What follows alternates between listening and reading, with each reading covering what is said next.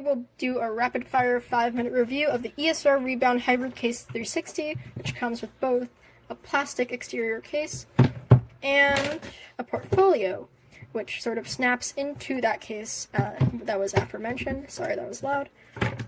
First things first, we have the case. The case comes with a bumper that goes all around the outside and a plastic that sort of covers the backing, which makes you sort of combine colors. You can combine, like, say, black and blue, which is pretty cool. The case also comes with this plastic piece, which you can put around if you have a camera that's not a square but rather a circle on some models. And we have a groove, which is up top on here. It's where you snap your iPad pencil. There's no groove on the other side because, you know, the iPad pencil doesn't work on the bottom. And that's actually why it's so great. The groove helps you know which side the iPad's facing without having to look at the notch, and allows me to feel for it and put in my iPad pencil when I'm drawing. Keeps me in that flow state, which is nice. The power button has a groove, which is a bit of a negative since I'll accidentally press on the groove rather than the button, but again, that's very minor, not a big deal. Next we have the portfolio. Portfolio is pretty robust. The outside is smooth, almost silky, but it probably won't slip off your pants or legs if you're drawing on them. Or putting the iPad there, using it there. And the inside is rubberized, almost leathery, which is great, because if I were to snap in the iPad pencil, the iPad magnetically, I can put the bottom of the iPad between these two areas, which gives me a variety of degrees of viewing angles for me to use the iPad at.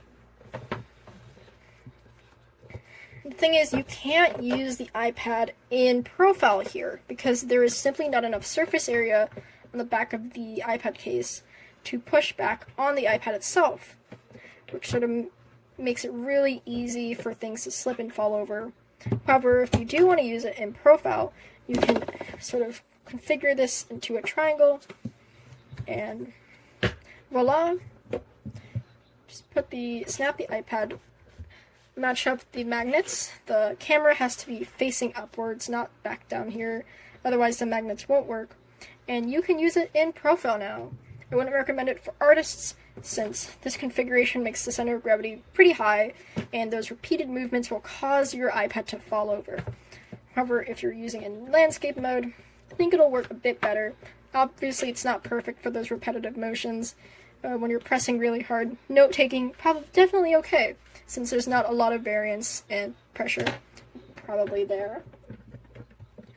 And last thing, which I'll probably talk about, is the cover for the iPad pencil.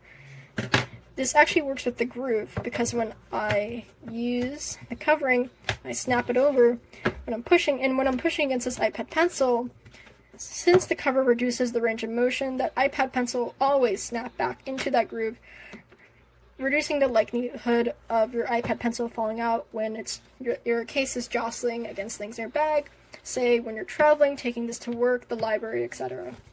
So yeah, it's a very robust case. Again, the outside is very smooth. It feels almost premium, which is expected with the $35 price tag, including tax, at least in my area. And this sort of flexible material, faux leather, feels pretty strong. It probably won't rip or tear.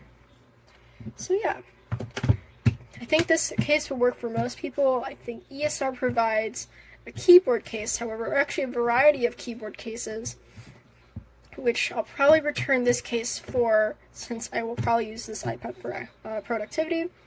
Although, if that's not one of your concerns, get this case, and if you want the casing, this exterior that will protect your iPad, make sure you get the upgraded version. Some colors, like navy, at least when I was purchasing this, did not have the upgraded exterior, and if I bought that, I would have had to return it, since I wasn't aware of that. I feel like ESR should make that more apparent, since you can see some reviews where people are complaining that their iPad is poor and naked, and there's only this little portfolio that comes with it. So yeah, choose wisely, and wisdom tells me that this case is good. If you're like me, you struggle with finding a case.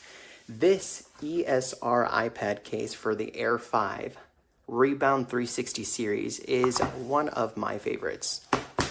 So let's talk about it. So the case itself feels very nice. It definitely feels protected. One of the great features that I like about this case is that you can actually, it's a magnetic case, so you can take off your cover here. It does come with this nice sleek looking protector as well. It comes in here with the little modification for the lens as well on the camera. Very nice hybrid case, I would say. Definitely about 98% of coverage. Only the Touch ID button is visible, and of course the charging port buttons are there as well, so they're covered. But yes, very nice. Now this little slant right here, that's actually so you could go ahead and put your Apple Pencil 2 in there, or a USB-C pencil as well. It does charge it. I've tested it. My iPad is currently off, but very, very nice hybrid case there. Again, removable. If you don't want to deal with this, you don't want to go ahead and have to open and close, you can just take it out, do anything you need to on the iPad. Now when you put it back, you can actually stand it, right? So you can go, of course, do landscape mode the normal way, just like a Apple Folio, right? So you can definitely do it that way. Stands as such, you know, at a specific angle. But what ESR did is actually allow you to control other angles as well. So you kind of start off this way. I struggle a little bit with this, but you kind of have to hold on to this section here, because you'll see this little slant right here allows it to unstick from the iPad, and then you can go ahead and, you know, decide which angle you want to go with, right? So it's very nice, allowing you to have the ability to choose the slant.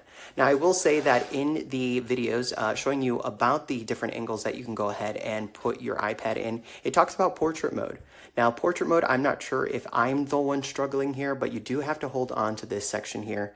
And in the video, the guy just places it as such. Now you'll kind of see it's not sticking to the back. I have to sometimes like find, okay, there we go.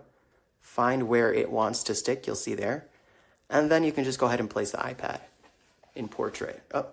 Now this is where I kind of struggle, right? So like, I'm not sure if it's supposed to be this way, right? But let's say that I wanted to go ahead and put it at a much more smaller angle.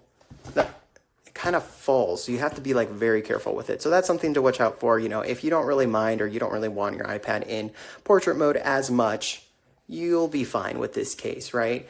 But if you are looking for the versatility of angles and, you see, kind of falls. For angles and such, I would say maybe look for the other version of the ESR iPad. It's a little bit more expensive, but this, for me, does well.